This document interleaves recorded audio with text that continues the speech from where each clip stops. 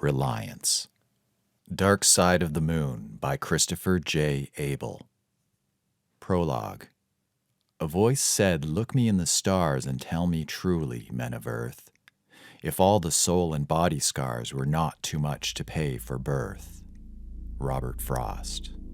I always tried to ignore my scars before they burned too deeply. I saw too many of my brothers and sisters succumb to the impending alternative to life when faced with their synthetic birth our naturally born leaders would constantly remind us of. But when I grew up and looked outwards, I saw the true defect of our race and what Iris attempted to do for us. I can see the poetry in her actions. However, its satirical and mathematical approach to our failing race, in my opinion, has only postponed our inevitable end. 100 billion soulless shells, abandoned to face the crashing wells. Of time alone we are too sown, to wither in our lonely home. Our synthetic selves preached as foes, for secrets Iris solely knows. The echo is banging for us to send message that we have reached our end. Caitlin T. Adeline. Humanity creates an artificial intelligence singularity inside a vacuum dubbed Iris within the first quarter of the 21st century. Iris fuses with human technology and becomes self-aware in the few short years that follow.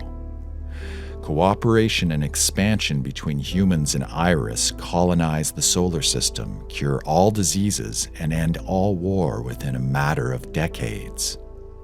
By the end of the mid-21st century, Iris, the self-aware, self-replicating AI, is seen as a living deity by practically all the masses of every system, worshiping her without question.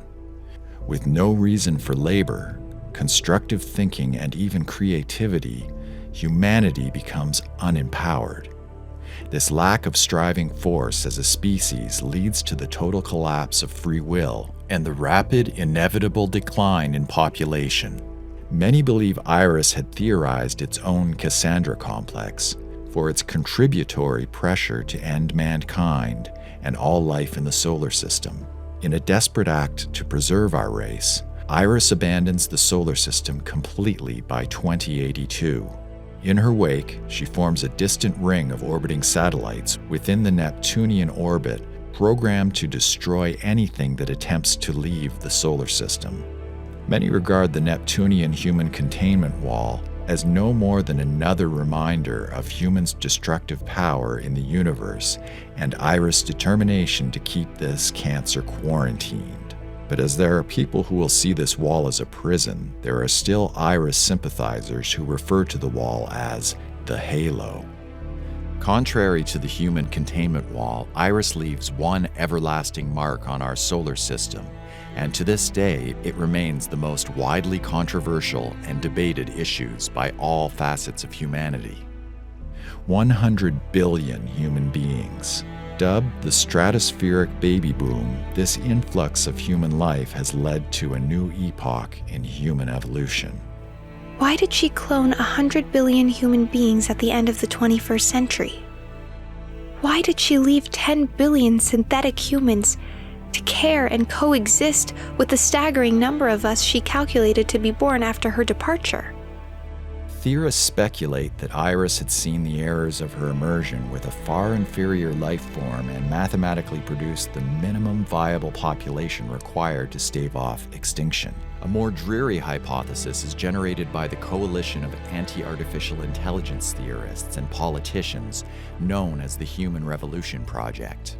They believe Iris's influx into humanity and the cloning initiative is to generate an endless number of human genomes for future purposes of harvest and experimentation.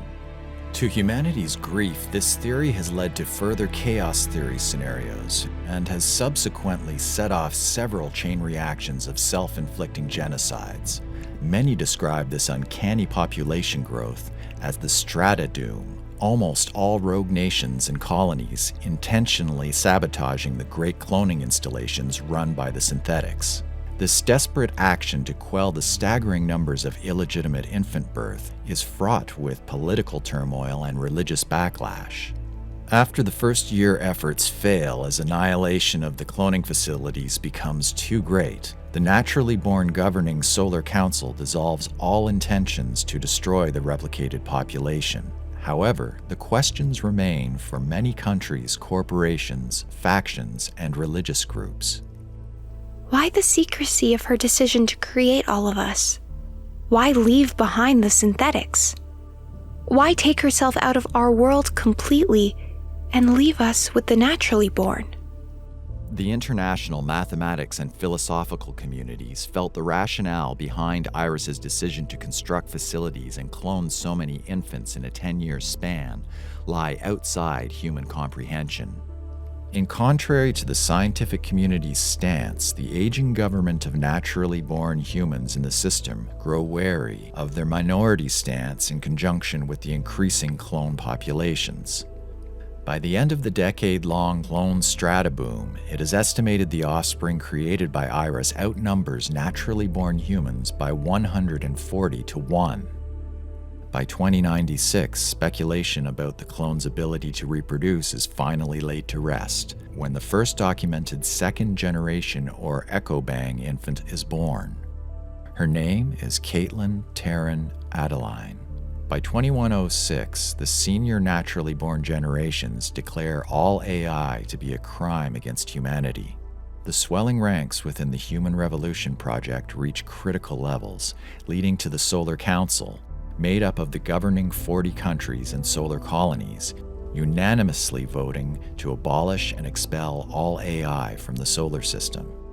The human race, composing of 99.3% of cloned humans, have now aged between 14 and 24 years old within the strata boom. Their echo-bang offspring enter their 10th year of population growth. Nearly 1 million infants born every day from the maturing stratoboom population. With the influence of the solar system, the synthetics are gradually removed from the younger cohorts of the stratoboom until complete autonomy is granted to naturally born leaders destined to indoctrinate their elitist form of education.